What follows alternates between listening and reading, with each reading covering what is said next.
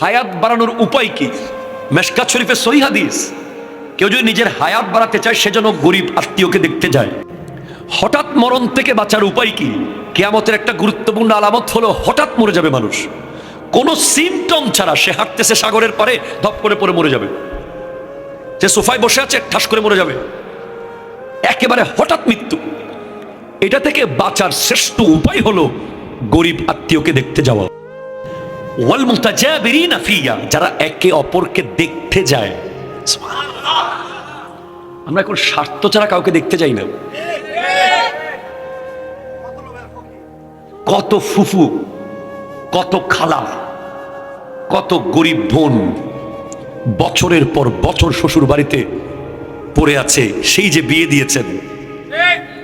ফুফা গরিব বলে আপনি যান না তার বাড়িতে, খালু গরিব বলে যান না, দুলাভাইটা গরিব বলে যান না। কিন্তু পয়সাওয়ালা দুলাভাই, পয়সাওয়ালা খালু, পয়সাওয়ালা ফুফার বাড়িতে দিলি 3 বার যান। দ্যাট ইজ নট ইসলাম। ইসলাম বলছে আপনি মনে মনে আপনি কি ভাবছেন? আপনি ভাবছেন যে আমি যদি ওই ফুফুর বাড়িতে যাই তাহলে উনি তো গরিব, আমাকে বলবে যে 5,000 টাকা দে, আমারে চলতে পারতেছি না, 5,000 টাকা দিতে হবে, আবার যাওয়া আসার গাড়ি ভাড়া আছে, আবার যাওয়ার সময় 2 কেজি কমলা আপেল নিতে হবে, আবার টাইম যাবে, বিনিময়ে তো কিছুই পাবো না। কিন্তু বড়টার এখানে গেলে 20,000 টাকা খরচ করে গেলেও উনি তো ব্যবসাটা ধরাই দিলে আমার 1 লাখ টাকা কামাই ফেলতে পারবো না। আপনার পুরস্কার দিবে আল্লাহ।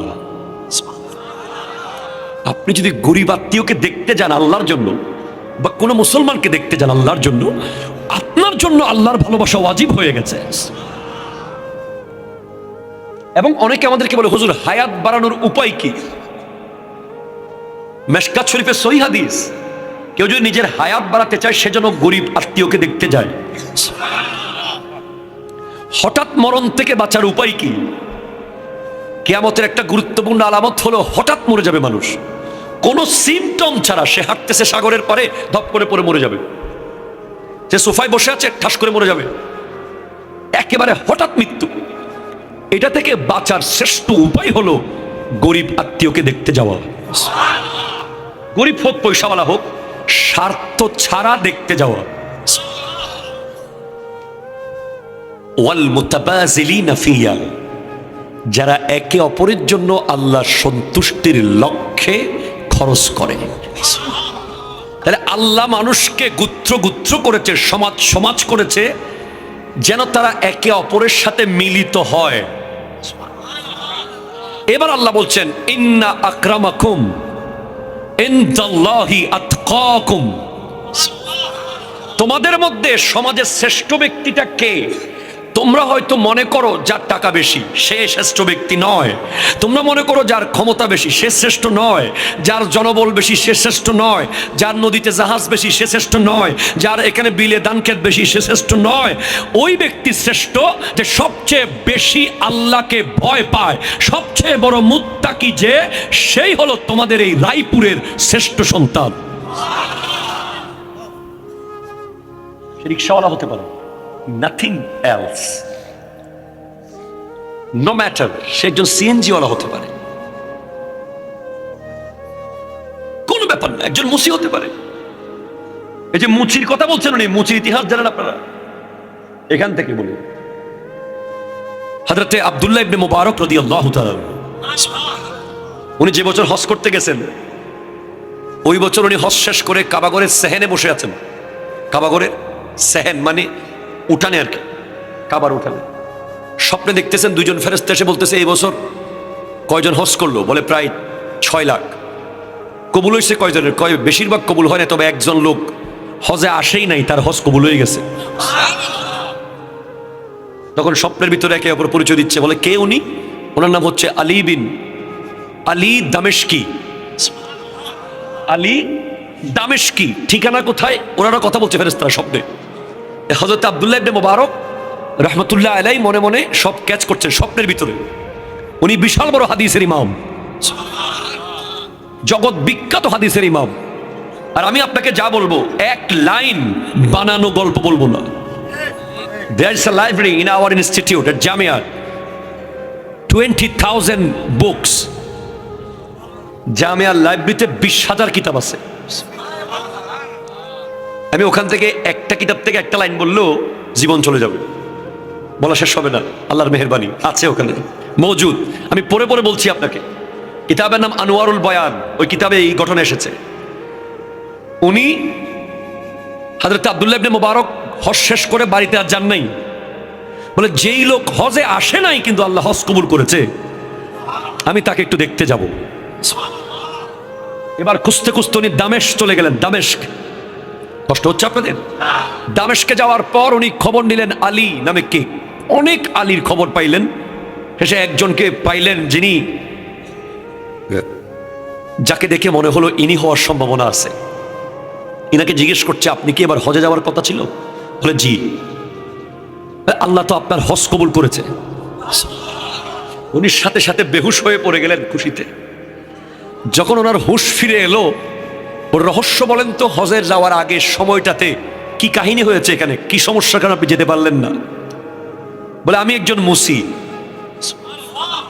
আমি জুতা সেলাই করে করে 30 বছর জুতা সেলাই করে হজের টাকা জমাইছিলাম। এই বছর আমি হজে যাব, কিন্তু যখন আমি হজে যাব ঠিক তখন আমার বিবি সন্তান সম্ভবা। আমার বিবি একদিন আমাকে বলল, স্বামী আমার খুব গোশত খেতে মন চায়। তখন আমি বিবির আশা পূরণ করতে গেলে আমার আবার হজের টাকা কমে যাবে, আমাকে আবার জুতা সেলাই করতে হবে, কারণ অনেক কম টাকা পাই। 30 বছর জমায় হজের টাকা হয়েছে। আল্লাহু আকবার বলবেন না? আমার বিবিকে আমি বলি, ও বিবি, আমার পক্ষে তোমাকে গোশত খাওয়ানো সম্ভব নয়, কারণ আমি যদি গোশত কিনে ফেলি আমি হজে যাওয়া সম্ভব নয়। বিবি বলে, আপনি একটু যান না, আমাদের পাড়া প্রতিবেশীর কাছে যান, কেউ কি পায় না একটু গোশত দিতে। হযরতে আলী দামেস্কি চলে গেলেন এক প্রতিবেশীর বাড়িতে, ওখানে গোশত রান্না হয়। প্রতিবেশীকে গিয়ে বলে, ভাই যান, বাবা যান, আমার বিবির জন্য এক পেয়ালা গোশত যদি দিতেন, আমার বিবির সন্তান সম্ভবা, তার মনের আশাটা পূরণ হয়ে যেত। ওই প্রতিবেশী বলে, আলী দামেস্কি, এই গোশত তুমি খেতে পারবে না, তোমার বিবিও খেতে পারবে না, তোমার পেটের সন্তান মুঠেও খেতে পারবে না। বলে কেন? বলে এই গোশত কোনো হালাল প্রাণীর গোশত নয়, এই গোশত হলো মরা প্রাণীর গোশত। বলে কেন মরা প্রাণীর গোশত খাচ্ছেন? বলে গত 7 দিন ধরে আমার বাচ্চারা সবাই উপাস, তার বাবা কোনো ইনকাম করতে পারে নাই, ঘরের মধ্যে কোনো খাবার নাই।